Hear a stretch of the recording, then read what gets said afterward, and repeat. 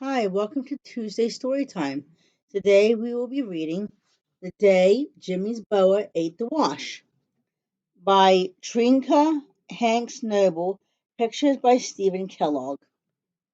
The Day Jimmy's Boa Ate the Wash.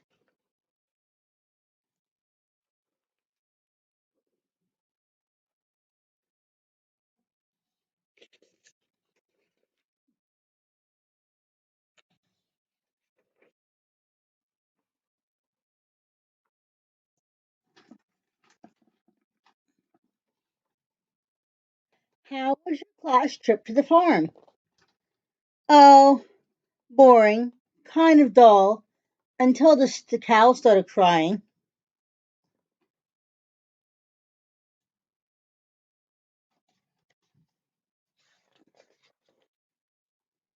A cow? Crying? Yeah, you see, a haystack fell on her. But a haystack doesn't just fall over.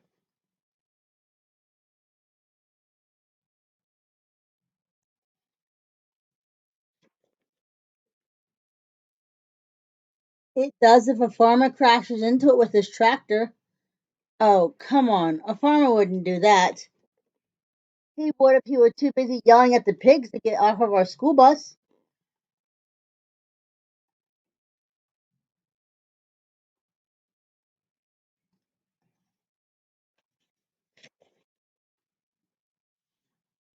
What were pigs doing on the bus? Eating our lunches.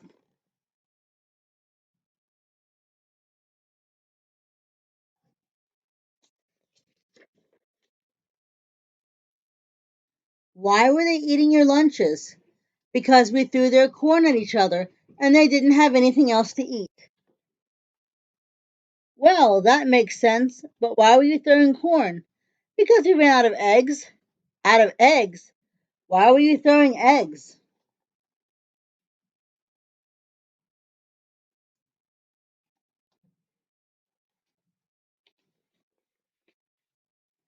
Because of the boa constrictor. The boa constrictor? Yeah, Jimmy's pet boa constrictor. What was Jimmy's pet boa constrictor doing on the farm? Oh, he brought it to meet all the farm animals, but the chickens didn't like it.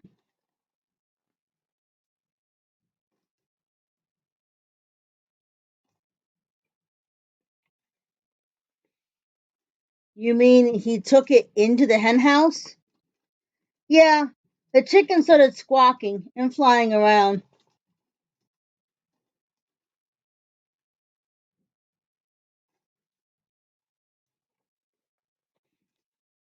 Go on, what happened?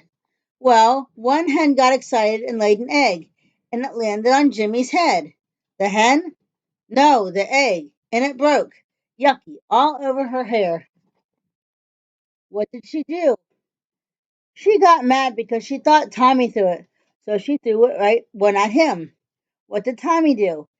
Oh, he ducked, and the egg hit Marianne in the face.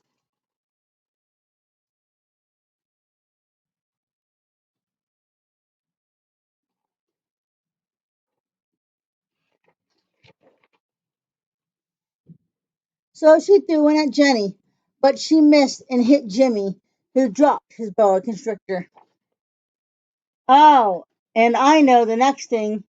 Oh, and I know the next thing you knew, everyone was throwing eggs, right? Right.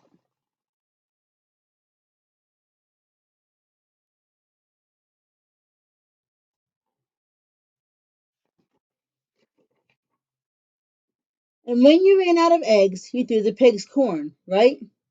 Right again. Well, what finally stopped it? Well, we heard the farmer's wife screaming. Why was she screaming?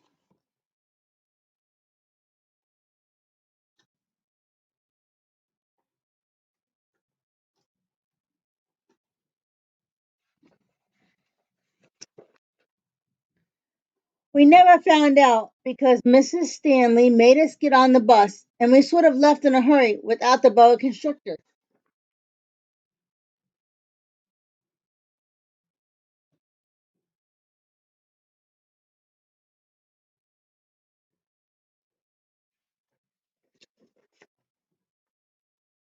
I bet Jimmy was sad because he left his pet boa constrictor. Oh, not really. We left in such a hurry that one of the pigs didn't get off the bus. So now he's got a pet pig.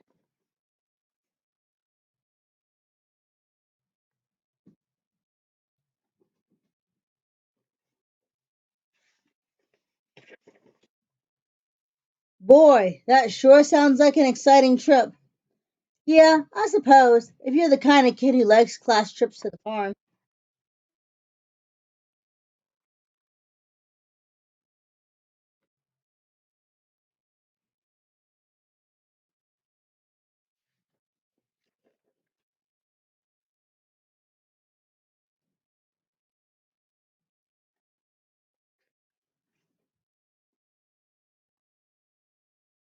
The next book we will be reading is The Berenstain Bears in the Messy Room by Stan and Jan Berenstain.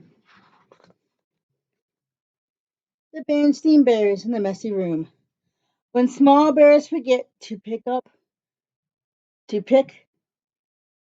store, and stash, some of their favorite things end up in the trash.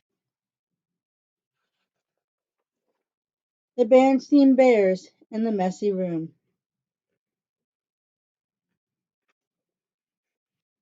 From outside the bears' tree house, which stood beside a sunny dirt road deep in bear country, looked very neat and well kept. The flower beds sparkled with red, yellow, and blue tulips. The woodwork was freshly painted and in good repair.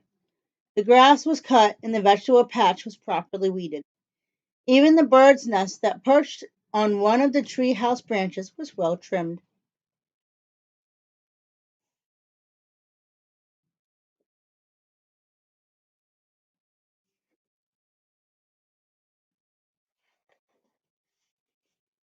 The inside of the bear's treehouse was neat and clean too. The pictures were straight, the piano was dusted, the kitchen was spick and span. Even the basement was neat and clean. And if you think it's easy to keep a treehouse basement neat and clean, well, you've never tried to do it.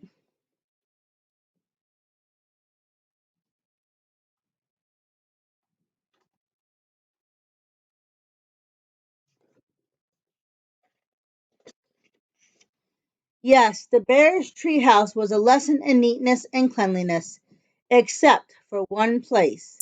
Brother Bear and Sister Bear's room. It was a mess. Closet open at your own risk.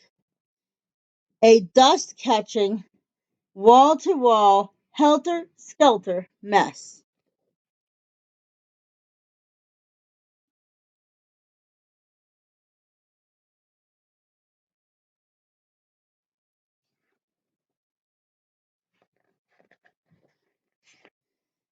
A half done jigsaw puzzle gathered dust in one corner of the room.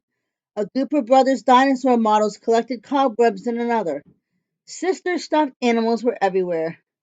As for the cup's big storage closet, well, just be careful how you open it.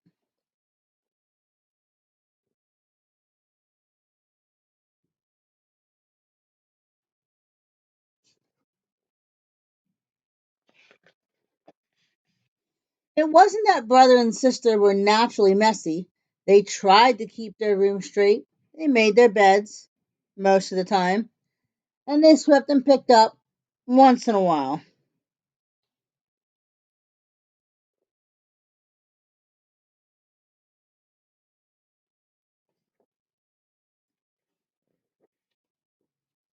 The trouble was that when cleanup time came, they spent more time arguing than cleaning.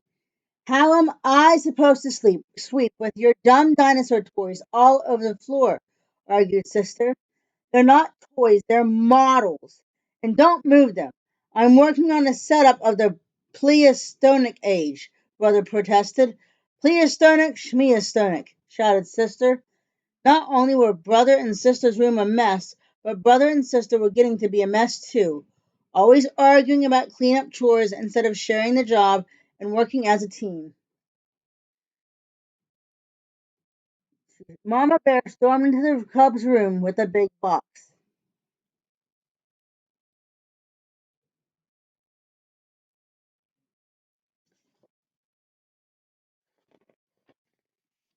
The first thing we have to do is get rid of all this junk, she said. Junk, said brother and sister, watching in horror as Mama began to throw things into the box. My teddy isn't junk, screamed sister. My bird's nest collection isn't junk, yelled brother at the top of his lungs.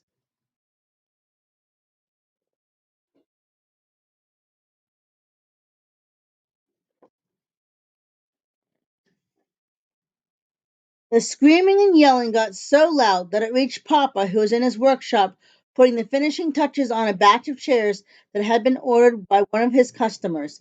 He couldn't imagine what was wrong. He hurried up the stairs and looked into the messy, noisy room. It didn't take a deep thinker to figure out what was going on.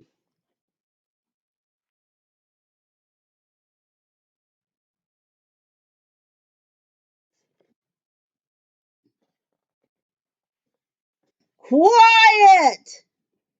Papa got Mama and the cubs' attention and called a family meeting right then and there.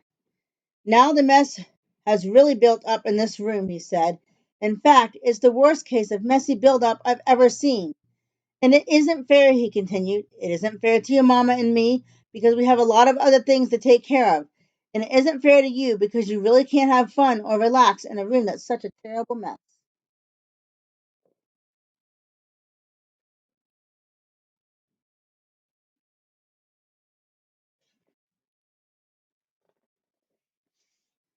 But Mama is putting all my things into that box, even my teddy, said sister.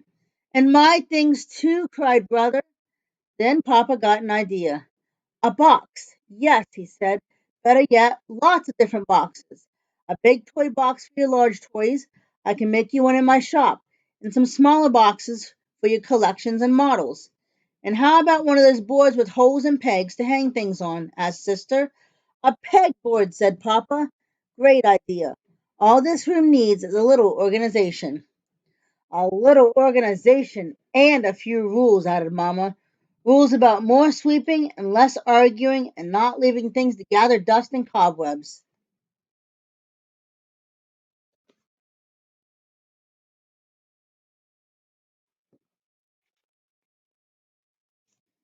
Papa set to work making a fine big toy box and a large pegboard, while the cubs and Mamma sorted out toys, books, games, and puzzles and put them into boxes that fit neatly into the closet.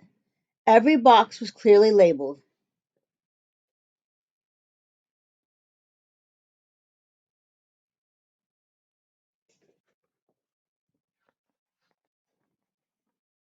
Some of the cubs' things did end up in the Mama's big throwaway box.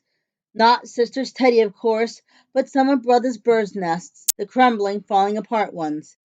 It was a very big job cleaning up all that messy buildup, but after a lot of straightening up and putting away, the job was finally finished.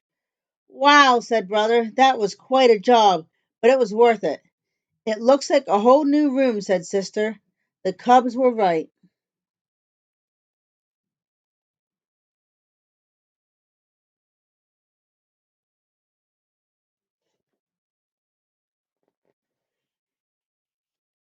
And Papa had been right too.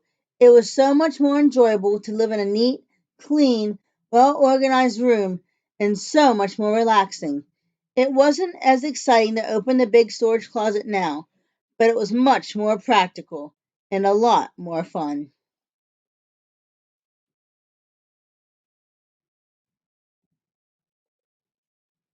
The end. I hope you enjoyed this week's story. See you Thursday for craft time. Bye.